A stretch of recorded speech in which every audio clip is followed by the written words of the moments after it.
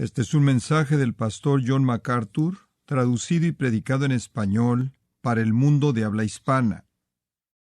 Todos hemos pasado por una metamorfosis dramática en el último año, casi año y medio. Hemos descubierto que si como Rip Van Winkle nos hubiéramos acostado y dormido por un siglo más y despertáramos, habríamos despertado en un mundo muy diferente. En muchas maneras, nuestro mundo es muy diferente ahora de lo que fue incluso año y medio atrás. Creo que es bastante apropiado decir que ahora estamos viviendo en una nación totalmente pagana. Por toda medida es una nación pagana. Incluso la Iglesia, como la Israel de la antigüedad, por un lado ha decidido adorar a Dios y por otro lado ha decidido adorar ídolos, conforme ha doblado su rodilla a los dioses culturales. La verdad es reemplazada por las mentiras, el amor es reemplazado por el odio, la paz es reemplazada por el enojo. Estamos viendo a nuestro alrededor preguntando cuáles son las soluciones. Hay gente que nos dice que las soluciones son políticas, otros nos dicen que las soluciones son sociales. Literalmente necesitamos tener una revolución en nuestro país y quemar todo lo que esté en el pasado y reconstruir alguna sociología nueva de utopía. Otros nos dicen que es económica.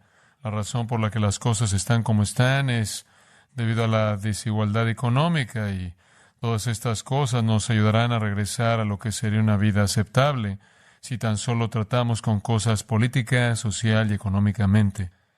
Pero ¿cuál es la estrategia de Dios? Porque esto no es nada nuevo para el pueblo de Dios.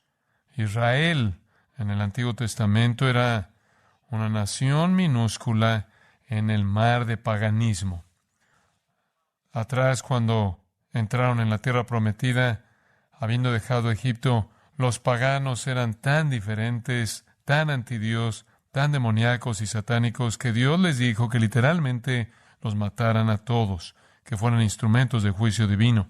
No hicieron eso, en lugar de eso hicieron concesiones con ellos y el resto es la historia triste del Antiguo Testamento. La iglesia, como la conocemos en el Nuevo Testamento, la iglesia que nuestro Señor estableció en el libro de los Hechos, era otra isla en medio del paganismo. El Antiguo Testamento no tenía impacto en el mundo en ese tiempo y ciertamente la llegada de Jesús en el Nuevo Testamento y la predicación de Jesús y los apóstoles tampoco tuvo efecto en el mundo de esa era. Entonces, sea usted Israel en el Antiguo Testamento, sea usted la iglesia en el Nuevo Testamento, sea usted la iglesia en la actualidad, las circunstancias son muy parecidas. Lo cual lleva a la pregunta que es, ¿cómo es que Jesús le dijo a su pueblo que confrontara estas realidades? Y para eso quiero que abra su Biblia en el 11º capítulo de Lucas, el 11º capítulo de Lucas, y tengo un gran desafío frente a mí. Quiero ver 4 versículos, pero cuando prediqué originalmente eso hace unos cuantos años atrás, tomó 10 mensajes. Lucas capítulo 11, versículo 1. Aconteció que estaba Jesús orando en un lugar y cuando terminó uno de sus discípulos le dijo, Señor, enséñanos a orar. Como también Juan el Bautista enseñó a sus discípulos y les dijo, cuando oréis, decid, Padre nuestro que estás en los cielos, santificado sea tu nombre, venga tu reino, hágase tu voluntad, como en el cielo, así también en la tierra. El pan nuestro de cada día, dánoslo hoy, y perdónanos nuestros pecados, porque también nosotros perdonamos a todos los que nos deben, y no nos metas en tentación. Jesús nos instruye aquí a confrontar el mundo de paganismo con algo que parece ser de muy poco interés para la iglesia evangélica contemporánea, y eso es confrontar el paganismo con la oración, con oración.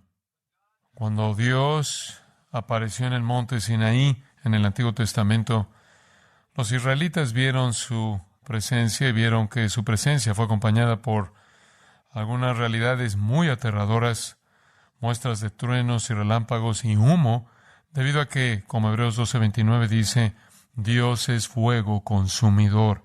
Pero a pesar de la realidad que Dios estaba presentando a sí mismo como un soberano aterrador y juez, Dios también declaró que Él era accesible y que su pueblo necesitaba venir a Él en oración. El santo, dijeron los rabinos, Los rabinos antiguos anhela las oraciones de los justos. En el Salmo 50, versículo 15, leemos: invócame en el día de la angustia, te libraré y tú me honrarás. Salmo 91, 15. Me invocará, dice Dios, y yo le responderé. Salmo 145, 18. Cercano está Jehová a todos los que le invocan. Salmo 65, 2. Tú oyes la oración, a ti vendrá toda carne. Incluso en el Antiguo Testamento, con Dios como fuego consumidor, se podían acercar a Dios y llamaba Él a su pueblo a venir a Él.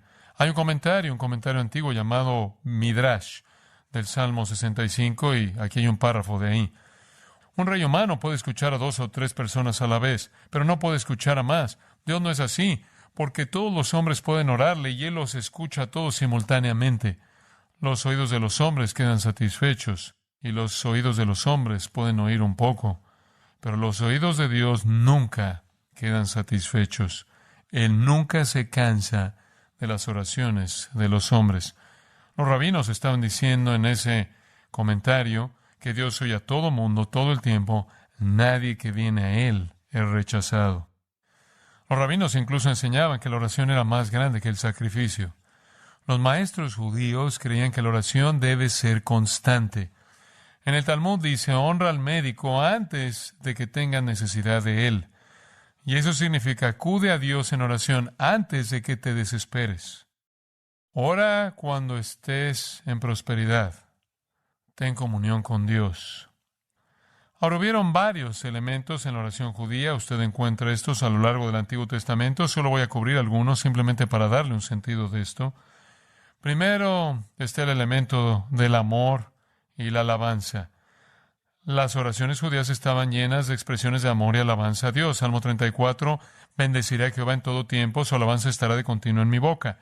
Salmo 51, Señor, abre mis labios y publicará mi boca tu alabanza. También las oraciones judías estaban llenas de gratitud y acciones de gracias. Jonás oró, capítulo 2, versículo 9, yo con voz de alabanza o gratitud te ofreceré sacrificios. Y los rabinos dijeron esto: aunque todas las oraciones un día serán terminadas, las oraciones de gratitud seguirán para siempre. La tercera cosa que era parte de las oraciones judías era un reconocimiento de la santidad de Dios. Un rabino llamado Simón dijo en su oración: un hombre debe pensar que la gloria Shekinah de Dios está frente a él. En otras palabras, usted está viniendo a Dios reconociendo su gloria. Un cuarto elemento en la oración judía era un deseo por agradar y obedecer a Dios. El Salmo 119 simplemente está lleno de esto casi en todo versículo. Todo el Salmo ilustra el deseo de agradar y obedecer a Dios. Un versículo: hablará mi lengua tus dichos, porque todos tus mandamientos son justicia.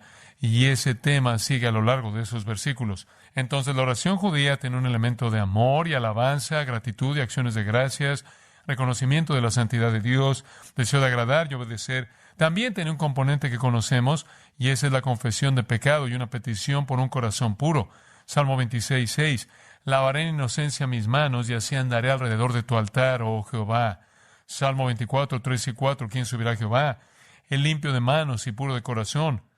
Los judíos creían que la oración de los justos en confesión podía volver el enojo de Dios a misericordia. Un sexto elemento de oración judía era abnegación.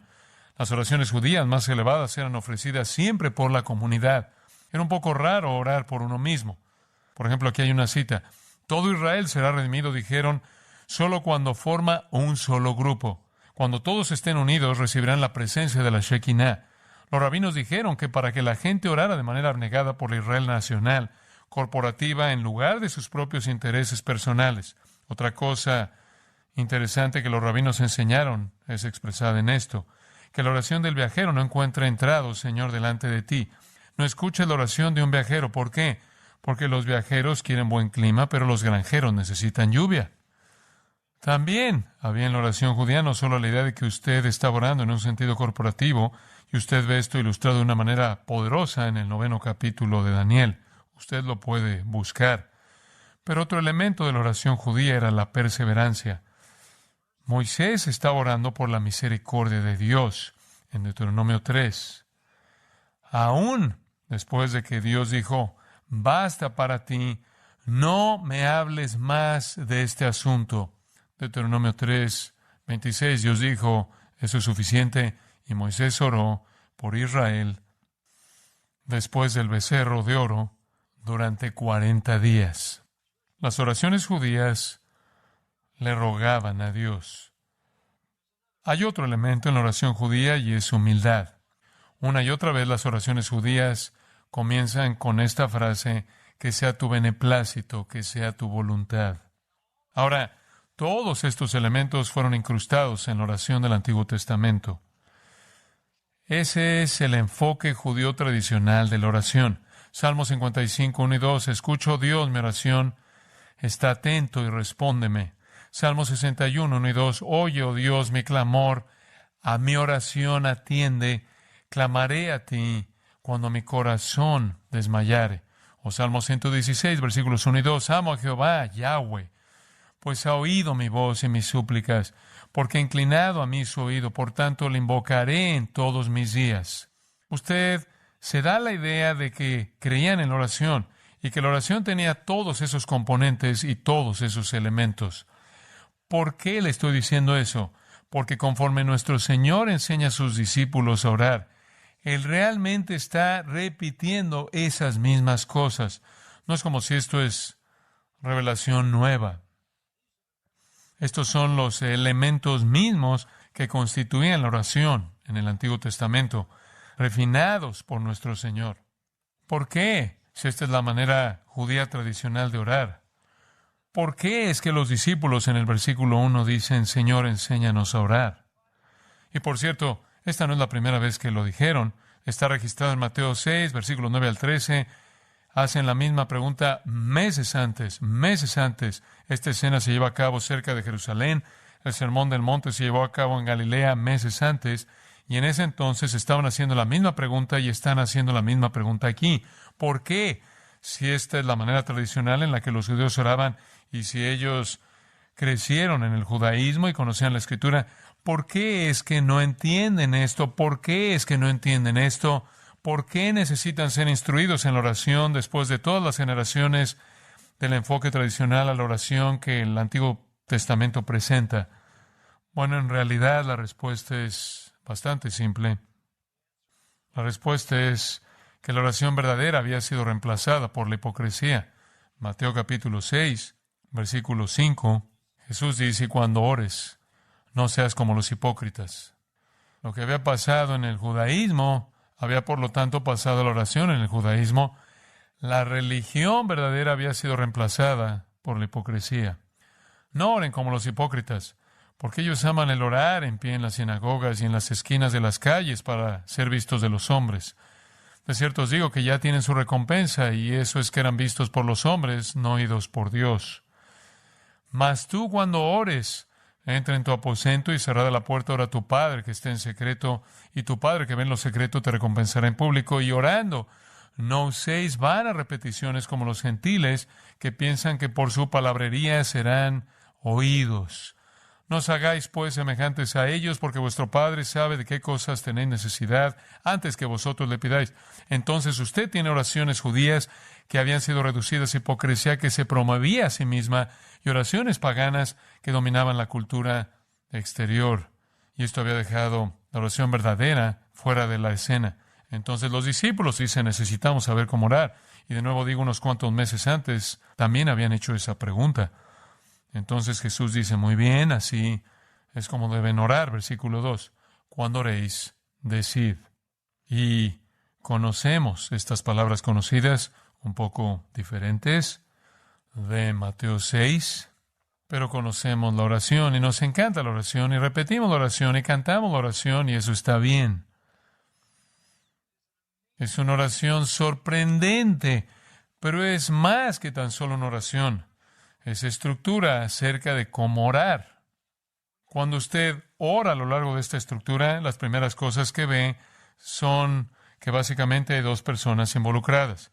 Está Dios y estamos nosotros. Dios es Padre. Se refiere a su nombre, su reino, su voluntad, sus dones, sus dádivas, su perdón, su guía. Para nosotros es igual de importante.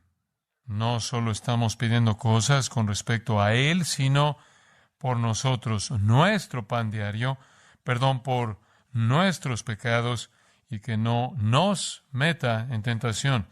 En una economía de palabras divinas, simplemente esa sección tan breve, versículos 2, 3 y 4, el Señor nos da una estructura para cómo orar en la circunstancia seria de ser el pueblo de Dios en medio del paganismo. Y usted tiene que aprender a orar, porque tenemos hipocresía cristiana y tenemos formas paganas de oración, y algunas veces las dos están mezcladas. ¿Qué es lo que el Señor nos dice aquí al darnos esta estructura? Ahora los discípulos hicieron la pregunta, enséñanos a orar como Juan también enseñó a sus discípulos. Juan tenía un grupo de seguidores y se dijo de ellos, los discípulos de Juan frecuentemente ayunan y oran. Ellos habían sido lo que me imagino podría usted llamar identificados de esta manera como un remanente de personas que todavía estaba orando como usted debía orar. Todavía estaban orando de la manera tradicional y apropiada. Fueron los fariseos los que comentaron acerca de Juan el Bautista y sus discípulos que ayunan y oran. Entonces los discípulos están diciendo, ¿cómo oramos como los discípulos de Juan oran? Cuando oréis, o literalmente cuando sea que oren, en el sentido amplio, cuando sea que oren, digan esto. Y la primera palabra, versículo 2, Padre. Padre. Esto es absolutamente crítico. Esta es la primera característica en la estructura de la oración. Usted identifica a Dios como Padre. Él rara vez es llamado Padre en el Antiguo Testamento, por cierto. Nunca en el Antiguo Testamento hay una oración dirigiéndose a Él que lo llame Padre.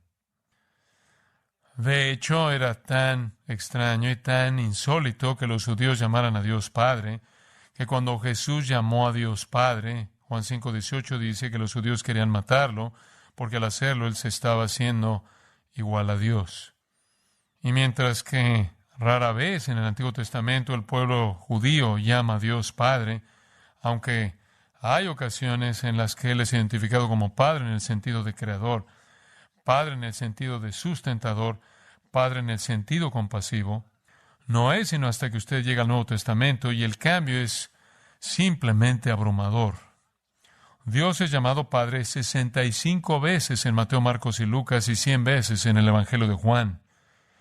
Y el griego es pater, pero los judíos no hablaban griego, hablaban arameo.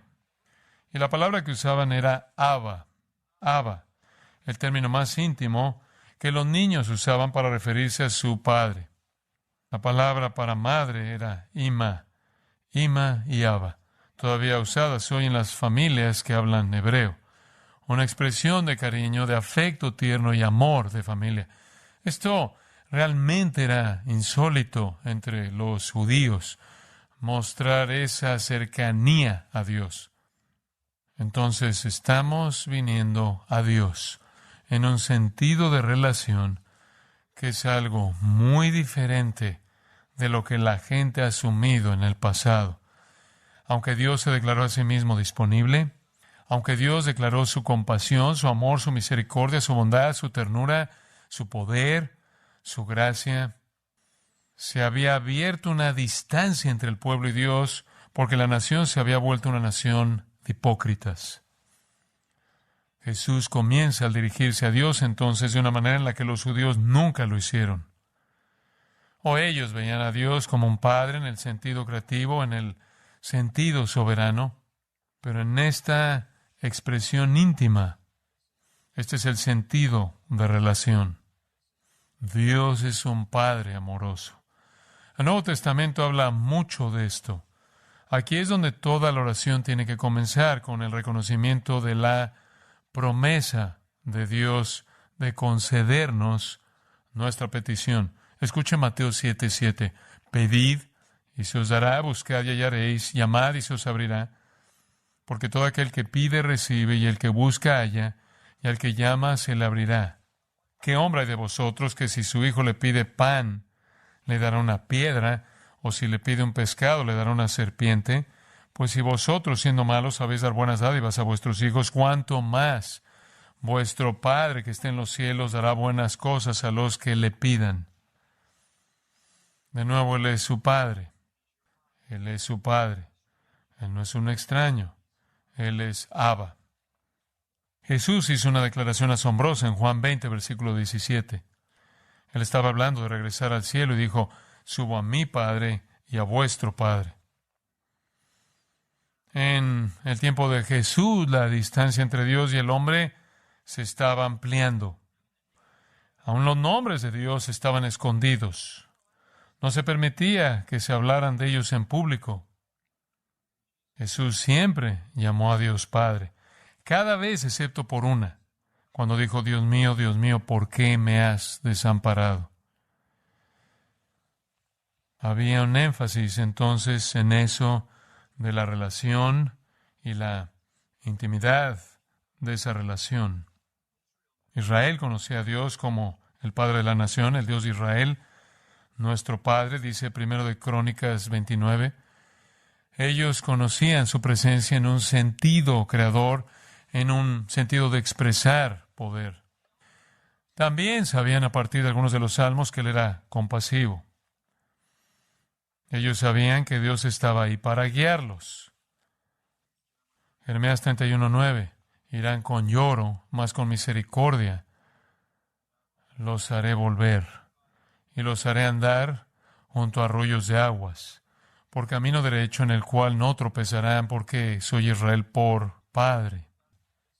Dios era el Padre. En la creación Él era el Padre. En soberanía Él era un Padre. En compasión Él era un Padre. En guía. Ellos incluso sabían que Él tenía una función de Padre en términos de la autoridad del Padre. Malaquías 1:6, el Hijo honra al Padre. Si pues soy yo Padre, ¿dónde está mi honra? Dios dice, mediante el profeta: si yo soy su Padre, entonces debería ser honrado como un padre merece. Entonces, la realidad de Dios como Padre era parte del Antiguo Testamento. Pero usted tiene que entender, ellos son una nación apóstata. Ellos no tienen una relación con Dios. Ellos no tienen esa relación. Entonces, más y más, históricamente, se distancian a sí mismos de la idea misma de esa relación y, en cierta manera, colocaron en granito la trascendencia de Dios por encima de la inminencia de Dios. Pero por la palabra Padre, escuche lo que Jesús está diciendo. Dios no es apatheia, como el Dios estoico, incapaz de sentir algo. Dios no es ataraxia, como el Dios epicúreo, viviendo en serenidad perfecta, calmada, indiferente. Dios no es el Dios de Thomas Hardy, un inglés que llamaba a Dios la cosa que sueña, oscura, torpe, que gira la manija en este show aburrido. Dios no es el Dios de los deístas. Él es Abba. Él es Papá. Y todo eso cierra el asunto del temor, y todo eso cierra el asunto de la soledad, y cierra el asunto de la esperanza, y cierra el asunto del amor, y cierra el asunto de los recursos.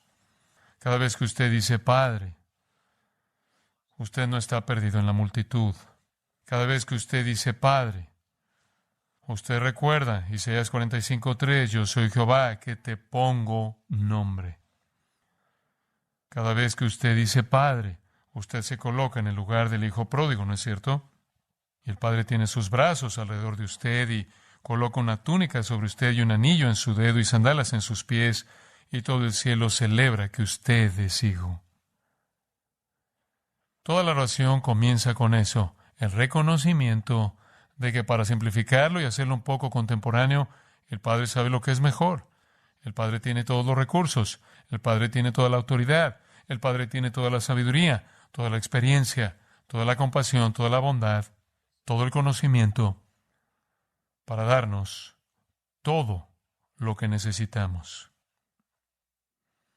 En lugar de gritar contra la oscuridad, enojándonos contra la oscuridad, usted se vuelve a la luz en oración, reconociendo a Dios como fuente. En segundo lugar, reconociendo a Dios como sagrado. Padre, santificado sea tu nombre. Lo que domina esta oración inmediatamente después de la palabra de introducción, Padre, es el honor de Dios. Eso debe ser dominante. Lo primero que usted necesita decir en su oración no es, estoy aquí para confesar lo que yo quiero. Estoy aquí para darte mis planes. No, estoy aquí para honrarte. El honor de nuestro Dios es dominante. No buscamos nada por encima de eso. Todo es filtrado a través de eso. La primera petición establece la prioridad y acaba con todo el egoísmo y todos los intereses personales. Y cuando usted dice santificado sea tu nombre, no es como vida larga para el rey. No es solo algún reconocimiento verbal. Y no es algún tipo de palabra casual en términos religiosos. Cuando usted dice santificado sea tu nombre, usted está expresando un respeto enorme, tan enorme que usted jamás le diría algo a Dios que no exaltara la gloria de Él. Él es la razón de nuestra oración. Su reino es, como veremos, el objeto de nuestra oración. Su nombre, su gloria. Ahí es donde toda la oración comienza y después de todo, Romanos 11 dice todas las cosas son por Él y para Él. Entonces, conforme vemos esa declaración, santificado sea tu nombre, hablemos simplemente de nombre. ¿Qué significa eso? En tiempos bíblicos el nombre representaba más que tan solo un título o una designación mediante la cual una persona era llamada. Primero de Samuel 18:30 habla acerca de David, se hizo de mucha estima su nombre. El nombre de una persona adopta la reputación de esa persona, ¿verdad? Digo, eso es verdad en su vida. Cuando alguien le da a usted un nombre, usted afirma juicios acerca de esa persona en base a lo que usted conoce acerca de la persona. El nombre básicamente es la entrada a todo lo que esa persona es. El nombre representa todo lo que es la persona revelada. El nombre representa los atributos comunicables e incomunicables de la persona de la que usted está hablando. El nombre de Dios representa su naturaleza, lo que Él es, sus atributos, su personalidad. De hecho, su nombre es todo lo que Él es. Esa es la razón por la que el Salmo 9:10 dice, en ti confiarán los que conocen tu nombre. No es solo conocer el nombre de Él en hebreo o en inglés o en español. Significa conocer lo que Él es. Conocer todo lo que está incluido en su nombre. Me encanta el Salmo 20, versículo 7. Estos confían en carros y aquellos en caballos, mas nosotros del nombre de Jehová nuestro Dios tendremos memoria.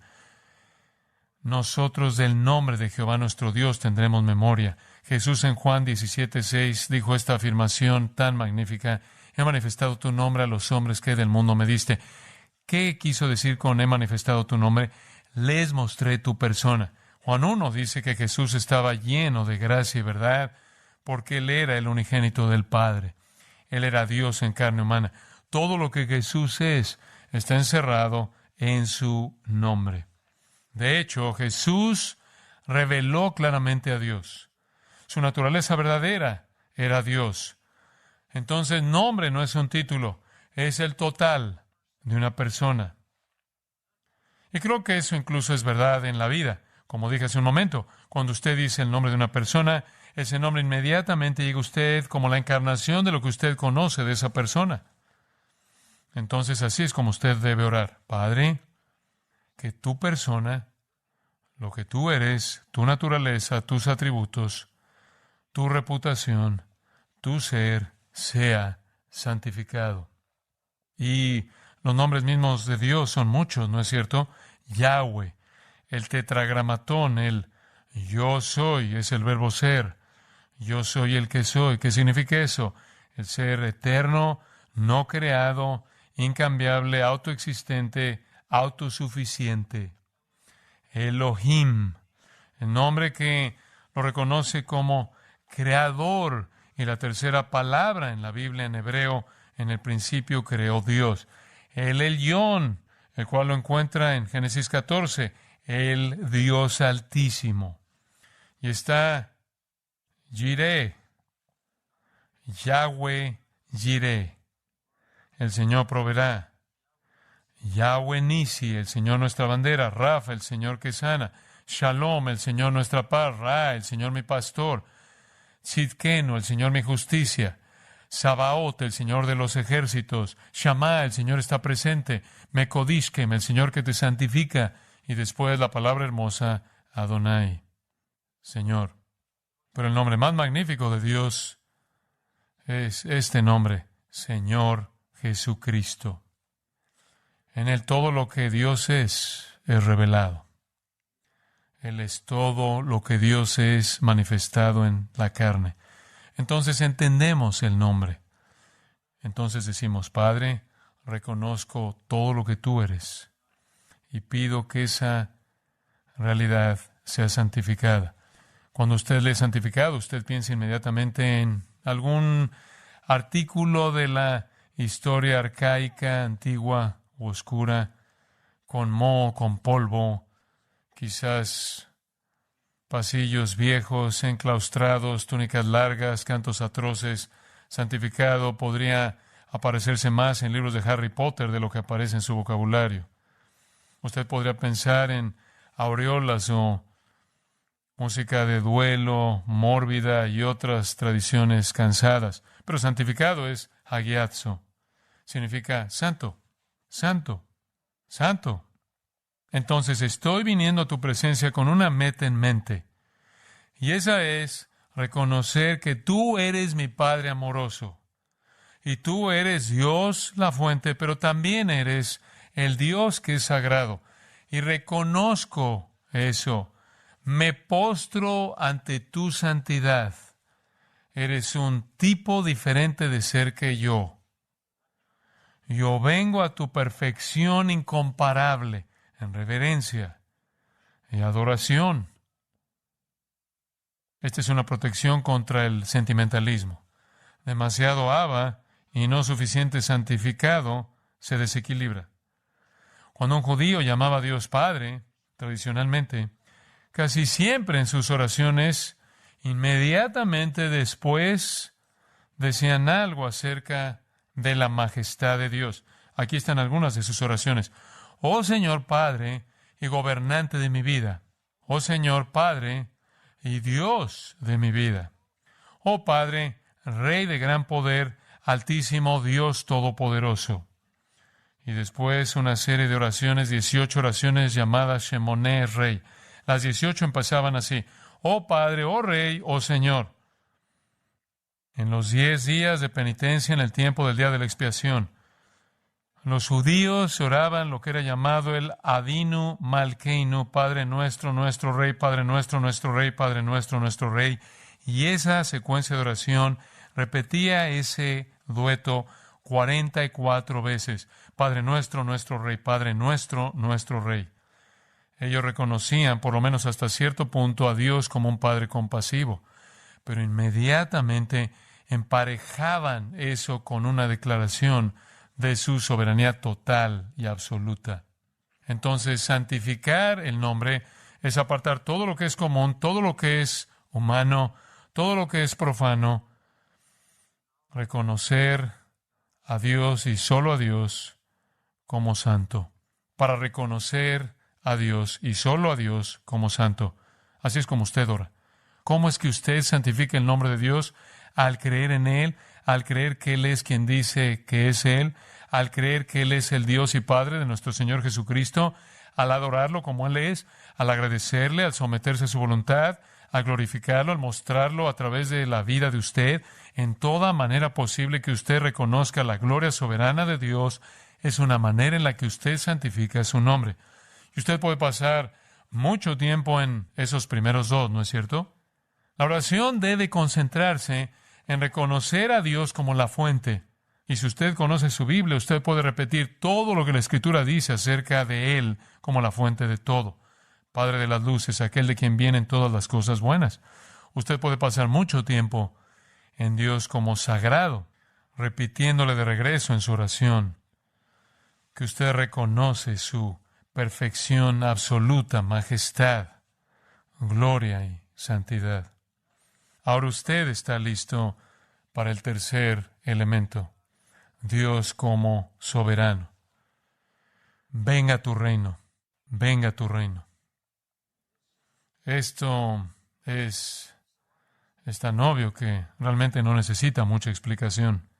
Pero aquí está nuestro Señor preparando a estos discípulos para vivir y proclamar el Evangelio en una forma completamente hipócrita, corrupta y apóstata de judaísmo, rodeados de un mundo que no sabe nada de Él, nada en absoluto, nada acerca del Antiguo Testamento, nada acerca del Evangelio. ¿Cómo es posible que en algún punto van a avanzar ellos? Él dice, aquí está una petición simple. Venga tu reino. Dios, haz lo que sea que extienda tu reino. Ese es el corazón de la oración verdadera. Muy bien. Ese es el corazón de la oración verdadera. Eso es lo que deberíamos estar orando ahora, ¿verdad? Estamos hartos del reino de Satanás. Estamos hartos del reino de las tinieblas. Pero estamos orando porque venga su reino. El Talmud dijo que la oración en la que no hay mención del reino de Dios ni siquiera es una oración. Eso era conocido teológicamente, pero no implementado, como las oraciones hipócritas eran en sí mismas y por sí mismas de reconocimiento personal y se promovían a sí mismas. Necesitamos orar porque su reino venga. ¿Cómo viene su reino? Bastante simple. Un alma a la vez. Su reino avanza un alma a la vez. Un creyente a la vez. Eso es por lo que necesitamos estar orando.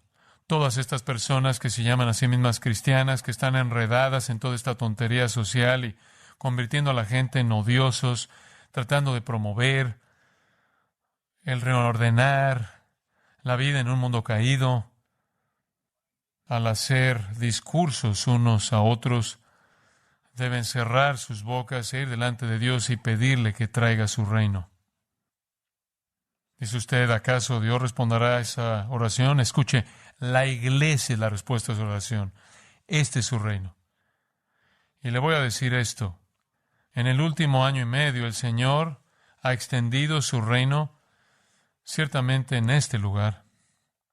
Mientras que todo lo demás parece estar yendo en la dirección equivocada, este lugar definitivamente va en la dirección correcta. Entonces la oración es, descienda tu reino. Que tu reino venga a la tierra. Trae tu reino, lo cual significa, trae un avance del Evangelio que trae salvación, que edifica a la iglesia. Porque la iglesia es donde el reino de Dios en la tierra es visto. Y esta es una oración que necesitamos hacer con algo de impertinencia. Usted nunca puede hacer una tregua con el mal. Mire, creemos fuertemente en la soberanía de Dios, pero no hacemos una tregua con el mal.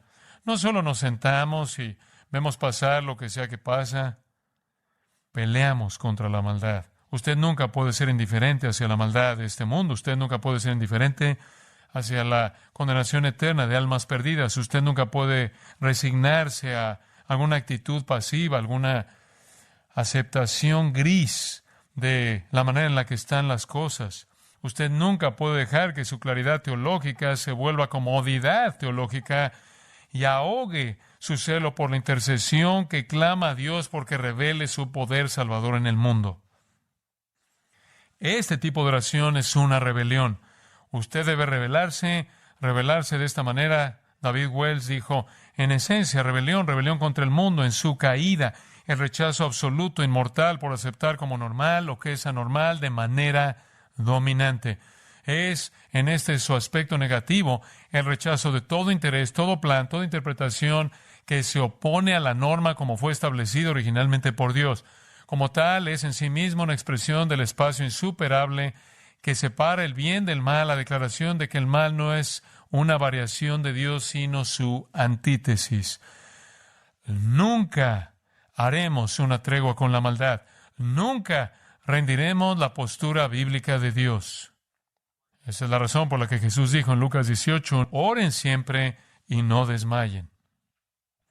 Necesitamos orar porque venga su reino. J. I. Packer dijo, la oración de un cristiano no es un intento por forzar la mano de Dios, sino un reconocimiento humilde de inutilidad y dependencia. Y yo añadiría que incluso es más que eso, es un acto de fe, que cree que Dios opera mediante nuestras oraciones. Entonces hemos cubierto esto. Hemos visto a Dios como fuente, a Dios como sagrado. Hemos visto a Dios como soberano. Y después de establecer todo eso, en cierta manera llegamos a nosotros. Versículo 3. Dios como proveedor. El pan nuestro de cada día, dánoslo hoy. No es, hazme rico. Vamos de la majestad de Dios a la necesidad del hombre. Las dos esferas son contiguas. La idea entera de traer su majestad a la tierra necesita que su iglesia esté viva. ¿Podemos hacerlo tan simple como eso? Manténme vivo para que pueda dar testimonio de la verdad del Evangelio. Susténtame para que pueda dar testimonio de tu nombre y tu gloria. El Señor promete satisfacer toda necesidad, toda necesidad.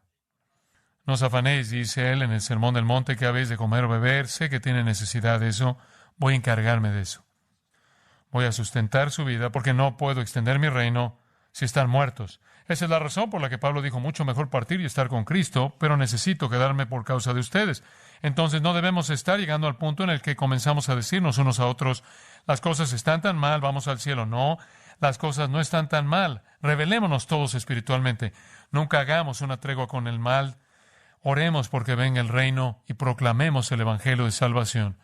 Y eso lleva al siguiente. Vemos a Dios como fuente, sagrado, proveedor, soberano, y después a Dios como Salvador. Versículo 4, y perdónanos nuestros pecados, porque también nosotros perdonamos a todos los que nos deben. Perdónanos nuestros pecados. El pecado es una violación de la ley de Dios. El pecado es un crimen que incurre en culpabilidad. El pecado merece castigo. Y ese castigo es infierno eterno. A menos de que usted se haya vuelto al Salvador, el Señor Jesucristo, quien ha provisto perdón a aquellos que creen en Él. Entonces, cuando usted llega a usted, realmente está orando de manera muy simple, manténme vivo y muestra el poder del perdón en mi vida.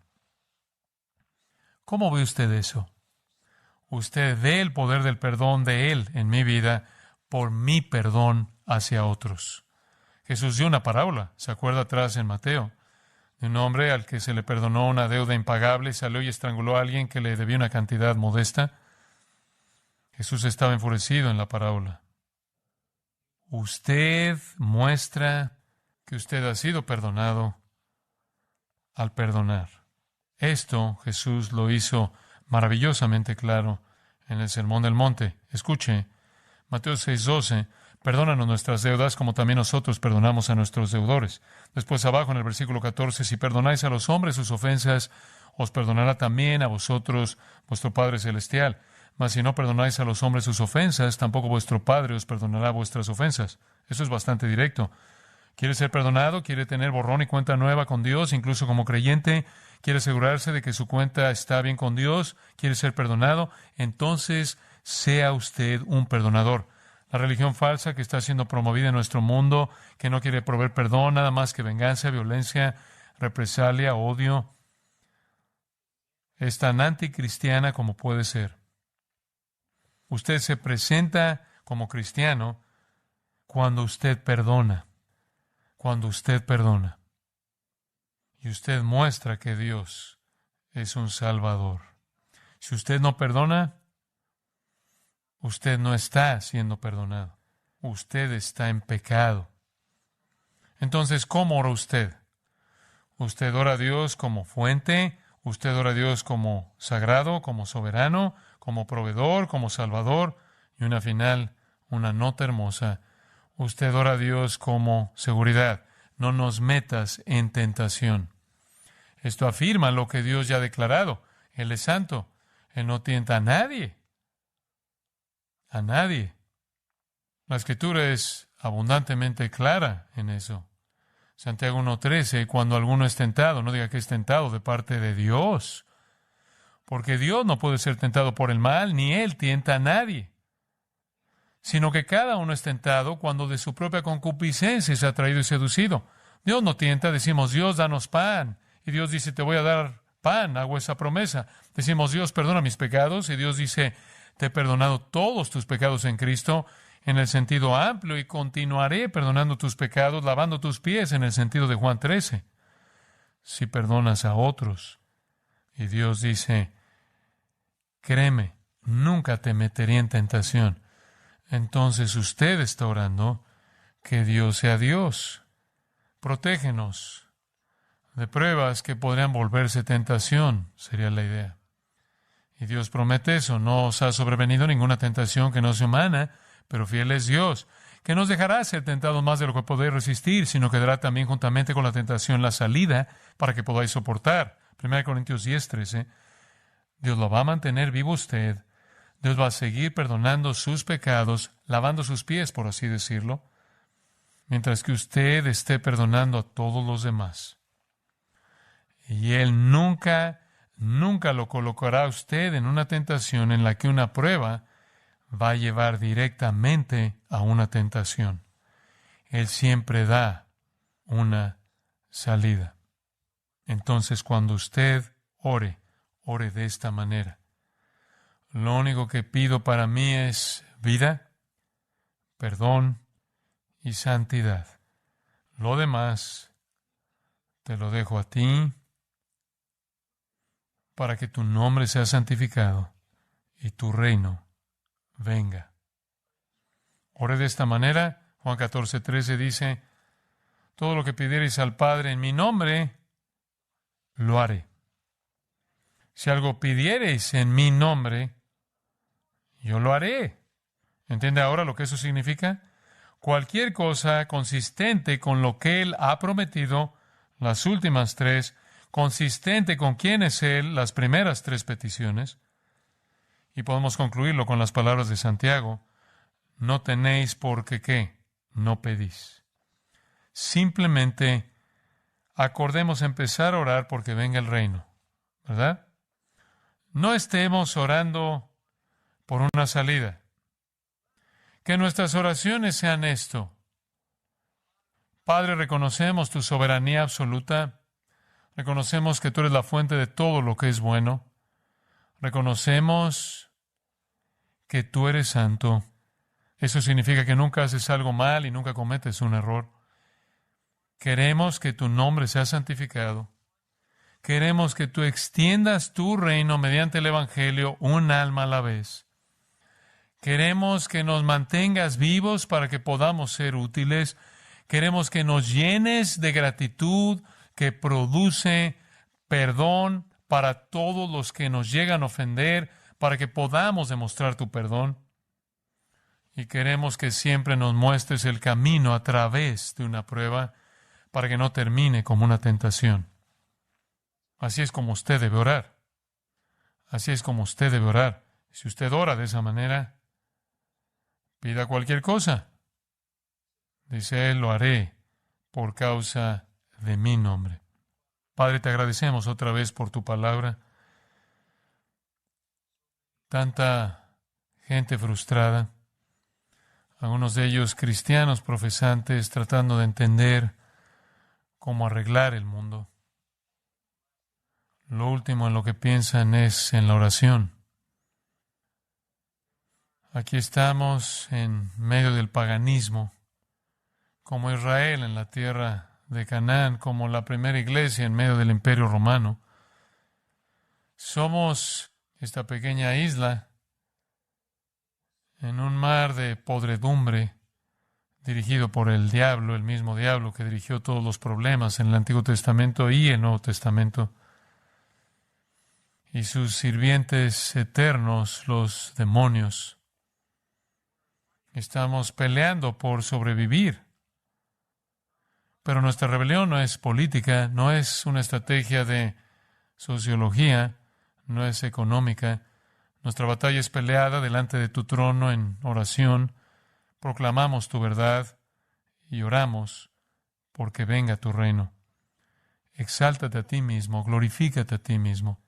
Trae tu reino y en tu tiempo trae a tu Rey, Jesús, de regreso, a establecer un reino de justicia y santidad.